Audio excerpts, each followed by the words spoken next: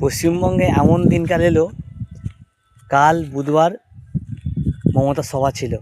তো সেই সভাতে লোক তো হয়নি, ঘুরিয়ে যত স্কুলের স্টুডেন্ট তাদের নিয়ে গেছে, বিরিয়ানির লোভ দেখিয়ে, তারপর কিছু মাতালকে তুলেছে বাংলা মদ দেখিয়ে, এইভাবে লোক জমায়েত করেছে।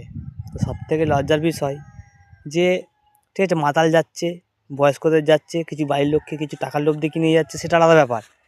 কিন্তু ঘটনা হচ্ছে যে স্কুলের স্টুডেন্টগুলো যাদের নাক টিপলে দুধ বেরোবে, সেই বাচ্চাগুলোকে নিয়ে গেছে মিটিংয়ে। ওরা মিটিংয়ে কী বোঝে?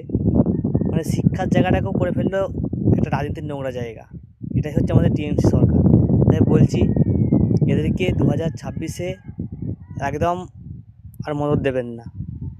শিক্ষা শেষ হয়ে গেল, আর ওরা মানে স্কুল বন্ধ, মাস্টার নেই স্কুলে, আর ছাত্ররা চলে যাচ্ছে তৃণমূলের মিটিংয়ে। লজ্জা লাগা দরকার। এই নিয়ে তো চারিদিকে বহুত ঝামেলা চলছে। হেডমাস্টারকে বিট দেওয়ার নিচ্ছে পরিকল্পনা। তাই বলছি, 2026-এ বিজেপিকে জায়গা দিন।